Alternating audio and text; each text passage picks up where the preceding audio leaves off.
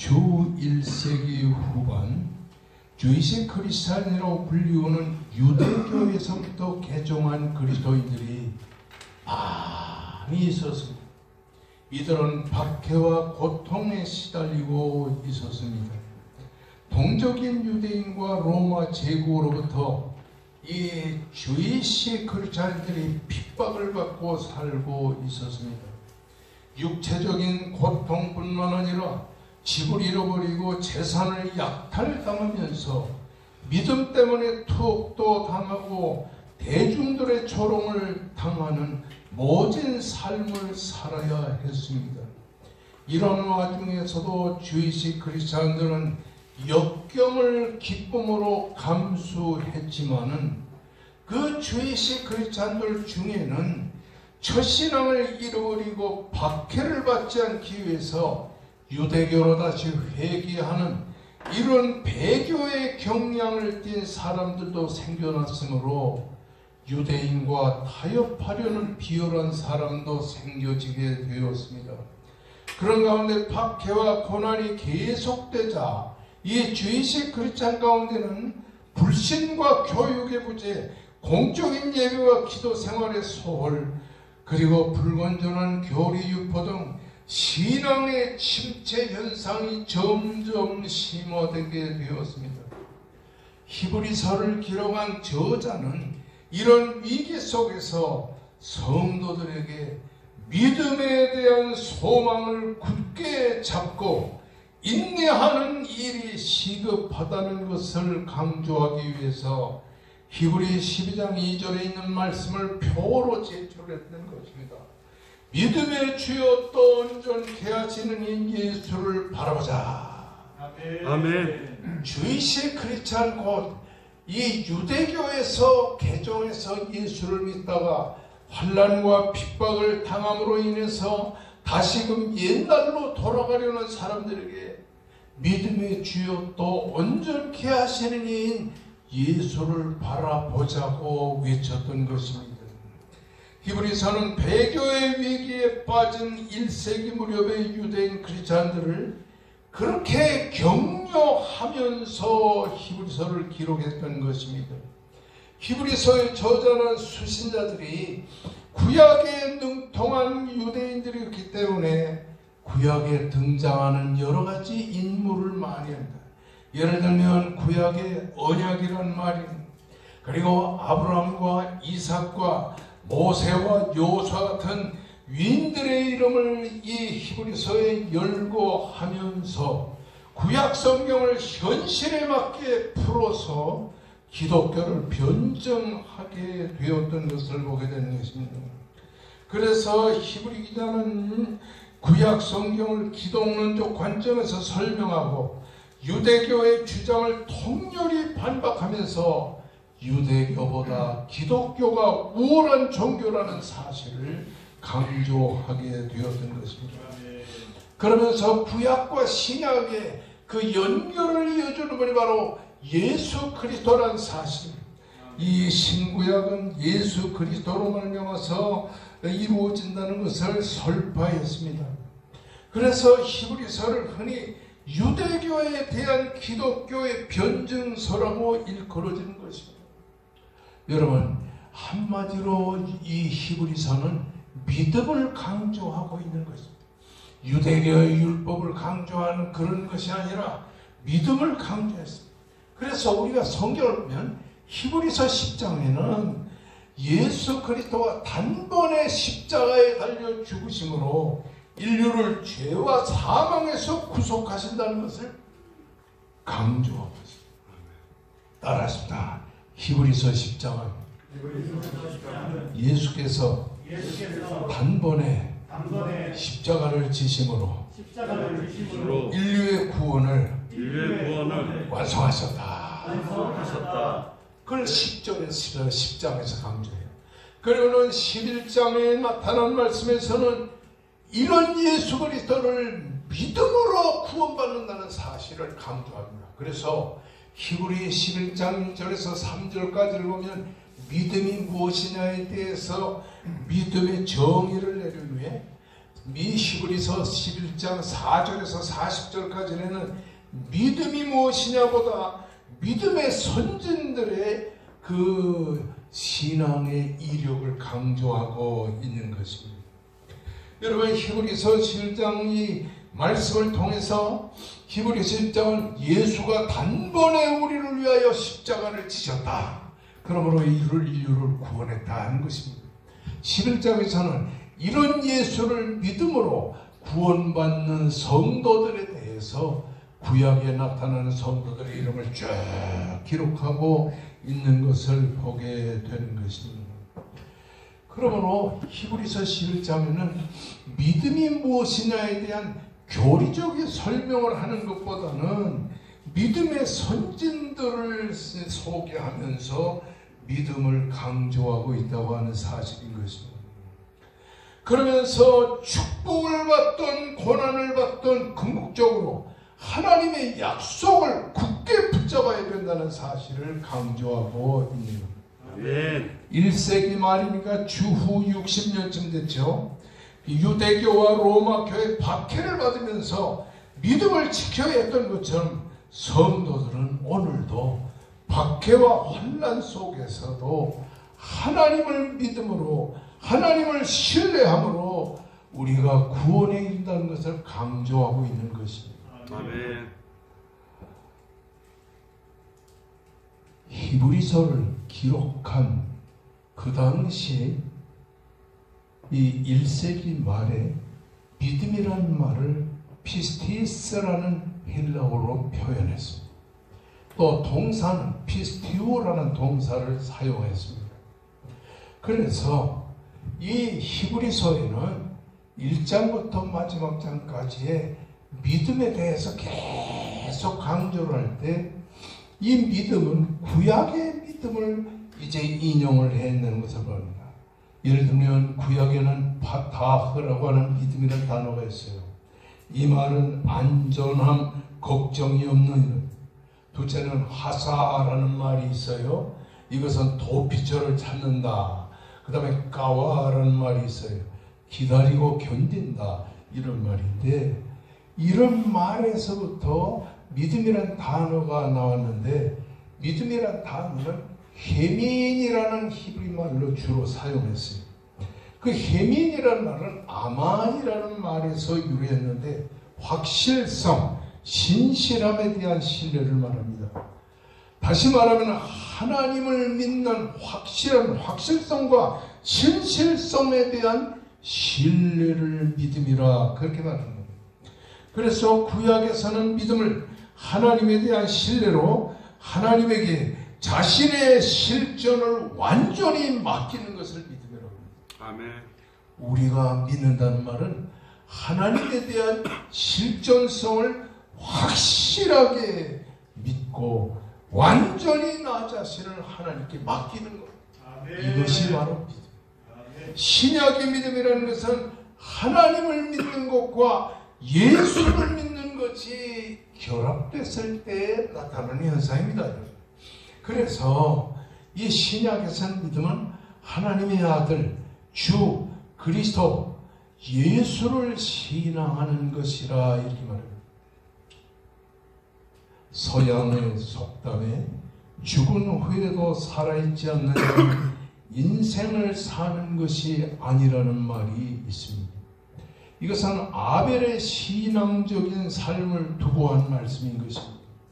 우리가 잘 아는 히브리 4장 4절의 말씀, 믿음으로 아벨은 가인보다 더 나은 제사를 하나님께 드림으로 의로운 자라고 든 증거를 얻었으니 하나님이 그 예물에 대하여 증거하심이라. 그가 죽었으나 그 믿음으로 말미암아 지금도 말하느니라고 말씀하고 있는 것입니다. 그러니까 진정한 믿음이라는 것은 죽은 이후에도 살아있는 것이 진정한 믿음이라는 사실입니다. 선악과를 먹고 범죄한 아담과 하와는 에덴 동산에서 쫓겨나 동쪽으로 쫓겨나 살게 되었습니다.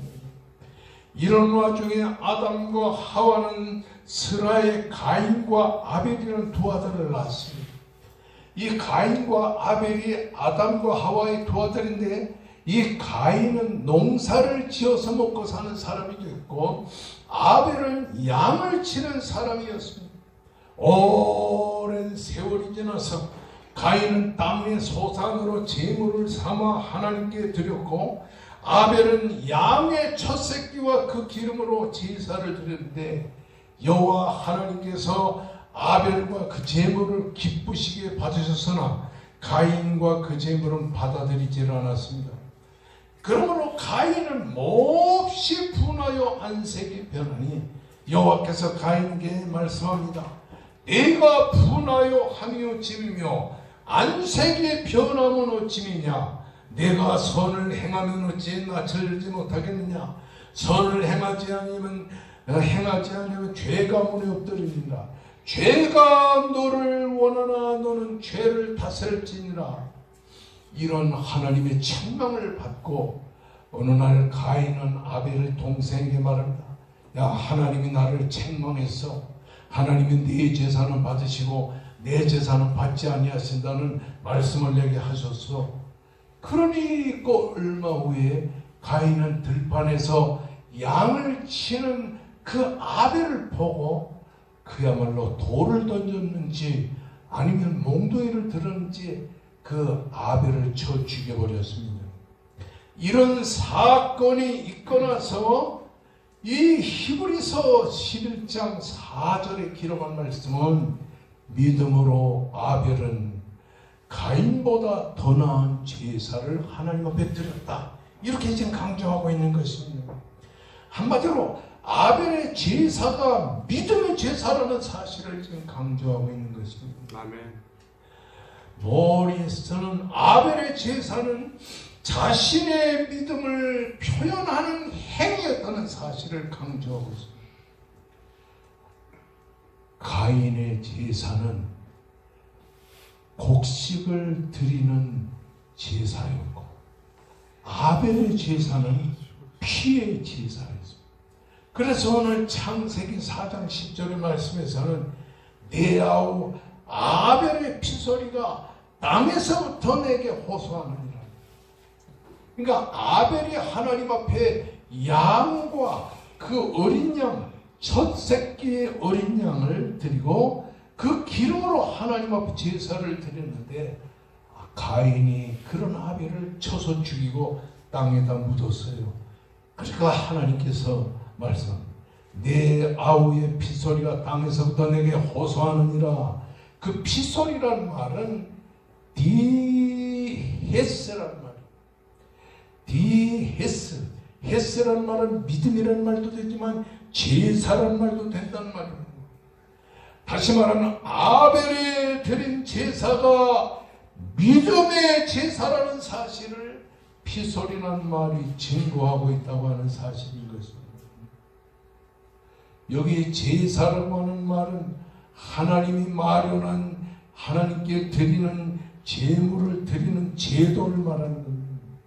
범죄한 인간이 하나님께 나아가서 사죄의 은총과 화해를 이루는 방법이 제사라고 하는 말입니다. 여러분, 이스라엘의 모세라는 사람이 창세기, 출애굽기, 레위기, 민수기, 신명기를 저장하면서 레위기에서 5대 제사법을 말하죠.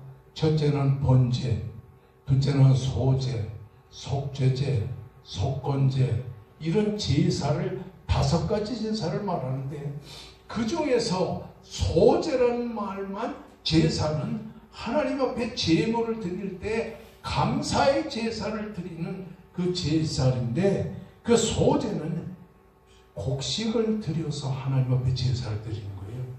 그런데 나머지 번제와 속건제와 속죄제 이런 모든 제사는 양이나 염소나 소를 잡아서 하나님 앞에 제물을 드리는데 여기에 아벨은 양의 첫 새끼와 그 기름으로 하나님 앞에 제물을 드리는 것을 강조하고 있는 것입니다. 양의 첫 새끼, 그 양이 가장 먼저 새끼를 낳는 그 첫 새끼는 하나님의 것입니다. 그러니까 사람이 자식을 낳을 때 맏아들은 하나님께 드리는 이 하나님께 드리는 이러한 제물.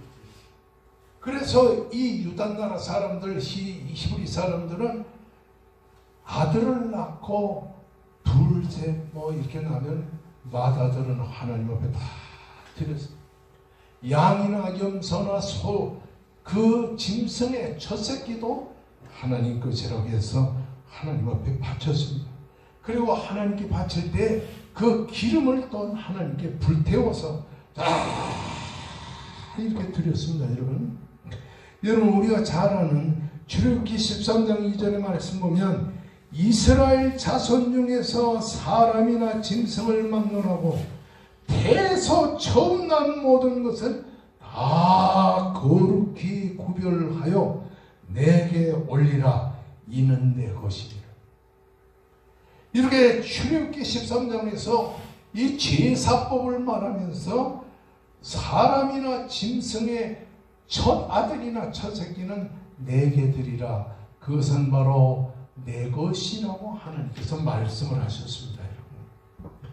그런데 이 아벨은 양의 첫 새끼는 하나님의 것이니 하나님 앞에 드린다고 하면서 양을 잡아서 피를 흘려서 하나님 앞에 다 드렸어요. 우리가 이 성경을 보면 가인의 제사는 하나님이 받지 않고 아벨의 제사를 하나님 앞에 바쳤다. 이걸 해석하지를 못하는 경우가 상당히 많아요. 그런데 사실은 5대 제사법 중에서 가장 앞선 제사가 뭐냐 하면 번제, 속죄제, 속건제 이런 제사. 그런 제사를 하나님 앞에 바쳤는데 그 제사의 제물을 하나님 앞에 죽여서 피를 흘려서 하나님 앞에 바치는데요. 율법을 따라 거의 모든 물건이 피로서 정결하게 되나니 피 흘림이 없은즉 사함이 없느니라. 아멘. 반드시 제사를 드릴 때는 피의 제사를 드리고 양을 잡거나 염소를 잡거나 소를 잡아서 그 피를 흘려서 하나님 앞에 제사를 드리는데 피를 흘려 제사를 드려야 죄사함을 받는다고 하는 사실인 것입니다. 아멘. 이 히브리 9장 22절에 나타난 이 말씀을 근거로 해서 이 아벨이 소제, 속건제 이런 제사 중에서 특별히 번제를 드려서 피 흘림의 제사를 드린 것은 바로 무엇을 관계하냐? 예수 그리스도가 우리를 위하여 십자가에 달려 죽으심으로 피를 흘려서 우리 인간들을 그 죄사함을 이루는 것을 말하는 것입니다. 아멘. 따라하십시다.